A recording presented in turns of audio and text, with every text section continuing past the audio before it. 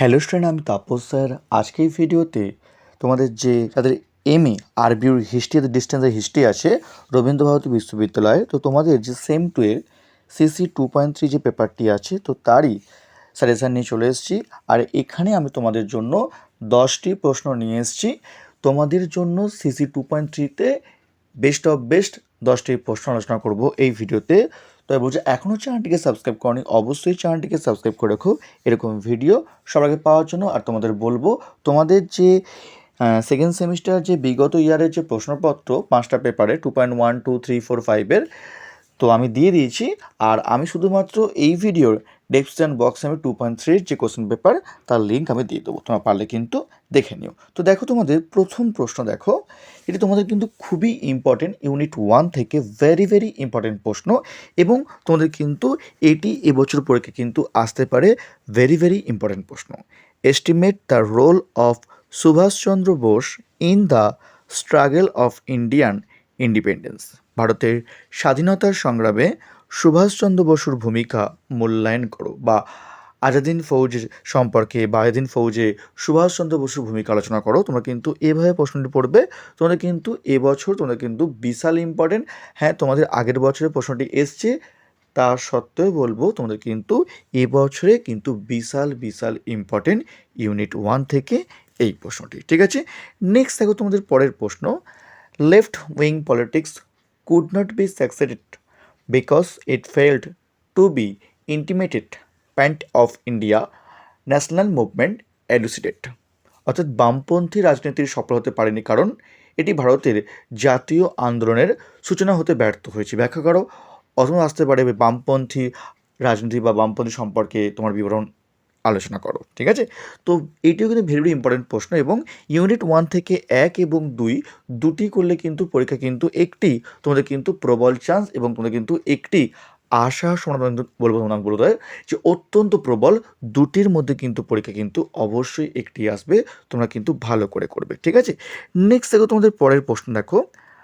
Right and essay on the working class movement in colonial India and the role played by All Indian Trade Union Congress বা AITUC।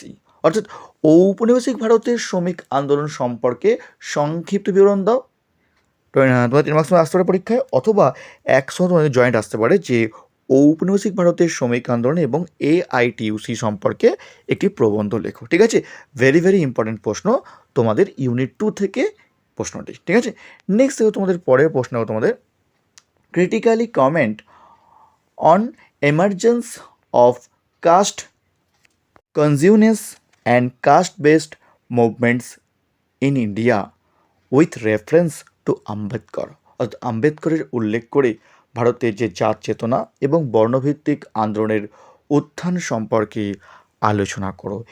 এটিও তোমাদের আমি তোমাদের বলবো তোমাদের জন্য খুবই ইম্পর্টেন্ট প্রশ্ন, এবং তোমাদের কিন্তু পরীক্ষায় বিশাল বিশাল ইম্পর্টেন্ট। তোমাদের কিন্তু এই 3 এবং 4 দুটির মধ্যে কিন্তু পরীক্ষায় একটি কিন্তু এবারে আসার জন্য কিন্তু খুবই গুরুত্বপূর্ণ প্রশ্ন। তোমরা কিন্তু ভালো করে পড়বে।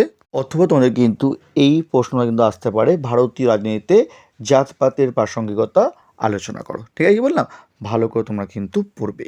ভেরি ভেরি ইম্পর্টেন্ট প্রশ্ন 3 এবং 4 দুটির মধ্যে কিন্তু একটি বিশাল বিশাল ইম্পর্টেন্ট তোমাদের এবারের জন্য। ঠিক আছে, নেক্সট দেখো তোমাদের পরের ইউনিট দেখো তোমাদের। Do you think that the massive upsurge during the Quit India movement was just spontaneous? তুমি কি মনে করো ভারত ছাড়ো আন্দোলন একটি স্বতঃস্ফূর্ত অভ্যুত্থান ছিল নাকি সংগঠিত?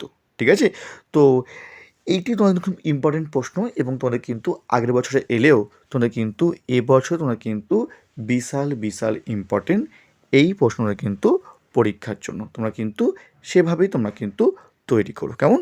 তারপর দেখো নেক্সট প্রশ্ন দেখো। Was partition of India inevitable? So arguments in favour of your answer.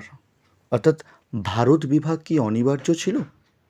এর সপক্ষে তোমার যুক্তি বা মতামত দাও। দেখো, এই প্রশ্নটি আবার তোমার কিন্তু অন্যভাবে আসতে পারে। Do you think that our national leaders could avoid partition of India if they throw about the goodness of entire country and its people. তুমি কি মনে করো যে আমাদের জাতীয় নেতারা যদি সমগ্র দেশ এবং জনগণের মঙ্গল সম্পর্কে চিন্তা করতেন তবে ভারত ভাগ আটকানো যেত বা এড়াতে পারতেন? ঠিক আছে, দুটি প্রশ্ন প্রায় তোমাদের কিন্তু একই টাইপের, তোমাদের কিন্তু একটা প্রশ্ন করলে তোমাদের কিন্তু আরেকটি প্রশ্ন কিন্তু হয়ে যাবে, তোমরা কিন্তু সেভাবেই করো। অর্থাৎ 5 এবং 6 দুটির মধ্যে তোমাদের কিন্তু পরীক্ষা কিন্তু একটি প্রবল চান্স তোমরা কিন্তু এবারের জন্য তোমরা কিন্তু সেভাবেই তোমরা কিন্তু তৈরি করেছো। Next, partition of India made social and economics disaster. দেখো, যদি 5 আর 6 না আসে তাহলে আমি তোমাদের বলবো এই 7 নম্বর প্রশ্ন সাপোর্টিং প্রশ্ন। 5, 6 না এলে তাহলে আমি তোমাদের বলবো যে এই 7 নম্বর প্রশ্নটা কিন্তু বিশাল বিশাল তোমাদের জন্য কিন্তু ইম্পর্টেন্ট। ভারত বিভাগ সামাজিক ও অর্থনৈতিক বিপর্যয় সৃষ্টি করেছিল, মন্তব্য করো। ভারত বিভাগের প্রভাব ও সামাজিক অর্থনৈতিক ক্ষেত্রে, ঠিক আছে, পরীক্ষায় প্রশ্ন ঘুরিয়ে আসতে পারে। আমি তোমাদের বলবো এটিও কিন্তু বিশাল ইম্পর্টেন্ট। যদি 5 এবং 6 না আসে তারই সাপোর্টিং প্রশ্ন আমরা কিন্তু বলবো এই প্রশ্নটি, ঠিক আছে। নেক্সট দেখো, তোমাদের পরের প্রশ্ন দেখো, what was the impact of partition on Bengal and Punjab. দেশভাগ বা ভারত বিভাগ বাংলা ও পাঞ্জাবের ওপর কী প্রভাব ফেলেছিল? এটিও কিন্তু বেশ ইম্পর্টেন্ট প্রশ্ন। অথবা তোমার আসতে পারে উদ্বাস্তু সমস্যা যেটা আছে, ঘুরি তোমার প্রশ্ন আসতে পারে, আমি তোমাদের বলবো যে খুবই ইম্পর্টেন্ট প্রশ্ন তোমাদের।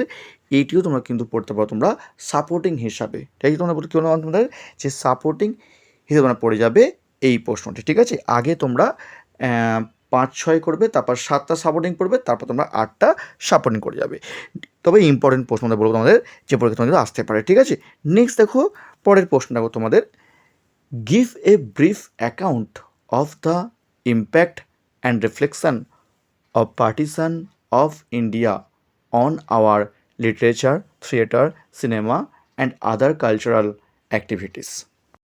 অর্থাৎ আমাদের সাহিত্য, থিয়েটার, সিনেমা এবং অন্যান্য সাংস্কৃতিক কর্মকাণ্ডে ভারত বিভাগের প্রভাব এবং প্রতিফলনের সংক্ষিপ্ত বিবরণ দাও। এটি কিন্তু বিশাল ইম্পর্টেন্ট প্রশ্ন। তোমরা কিন্তু 5, 6, 7 পড়ার পর তারপর তোমরা কিন্তু এই 9 নম্বর যে প্রশ্নটা আছে ওগুলো বিশাল ইম্পর্টেন্ট, পরীক্ষার জন্য প্রবল ইম্পর্টেন্ট, তোমরা কিন্তু সেভাবে করবে। Next, write a note on the expansion of higher education as foundation of the nation in post independence India। ঠিক আছে, স্বাধীনতার পরবর্তীকালে ভারতের জাতির ভিত্তি হিসাবে উচ্চশিক্ষার সম্প্রসারণ বিষয়ে একটি নোট লেখো বা প্রবন্ধ লেখো। 9 এবং 10 এই দুটি ভালো করে পড়বে, ঠিক আছে। এই দুটির মধ্যে কিন্তু একটি বিশাল ইম্পর্টেন্ট। তো তোমাদের বললাম কি 1 থেকে 10 তোমাদের জন্য সব থেকে বেশি ইম্পর্টেন্ট, এগুলো তোমরা ভালো করে পড়বে। এর মধ্যেই তোমরা কিন্তু কমন পেয়ে যাবে যদি প্রশ্ন তোমাদের নর্মাল হয়ে থাকে। তো তোমরা কিন্তু এগুলো খুব ভালো করে পড়ো। তোমাদের ডিসেম্বরের পরীক্ষা তোমরা এখন থেকে তোমরা কিন্তু তৈরি করে রাখো। এই 10টি প্রশ্ন ভালো করে করার পর আমি তোমাদের জন্য 2টি এক্সট্রা প্রশ্ন দিয়েছি। যদি বাই চান্স প্রশ্ন কঠিন হয়ে থাকে তাহলে তোমাদের কিন্তু ওই 2টি প্রশ্ন কিন্তু আসতে পারে। দেখো, এক্সট্রা প্রশ্ন তোমাদের ফার্স্ট প্রশ্ন, discuss the contribution of Jyotiba Phule, Periyar and Baba Saheb Ambedkar in caste based movement. জাতপাত ভিত্তিক আন্দোলনে জ্যোতিবা ফুলে, ফেরিয়ার, বাবা সাহেব আম্বেদকরের অবদান কী ছিল আলোচনা করো। বা এখান থেকে তোমরা কিন্তু দুজনকার নাম তুলে দেবে যে জ্যোতিবা ফুলে, বাবা সাহেব আম্বেদকরের কী ভূমিকা ছিল, তুমি তোমার মতো করে আলোচনা করো, ঠিক আছে।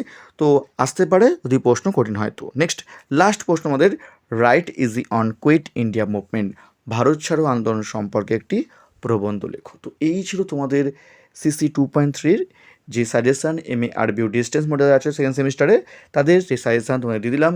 আর খুব তাড়াতাড়ি তোমাদের যে বাকি যে তোমাদের যে পেপারগুলো তোমাদের আছে তারও আমি সাজেশান তোমাদের কিন্তু এভাবেই দিতে থাকবো। তোমরা কিন্তু এখনও চ্যানেলটিকে সাবস্ক্রাইব করোনি, অবশ্যই চ্যানেলটিকে সাবস্ক্রাইব করে রেখো এরকম ভিডিও সবার আগে পাওয়ার জন্য। তো আজকের মতো এইটুকুই, খুব তাড়াতাড়ি তোমাদের জন্য আবারও নতুন কোনো ভিডিও নিয়ে আবারও আসবো।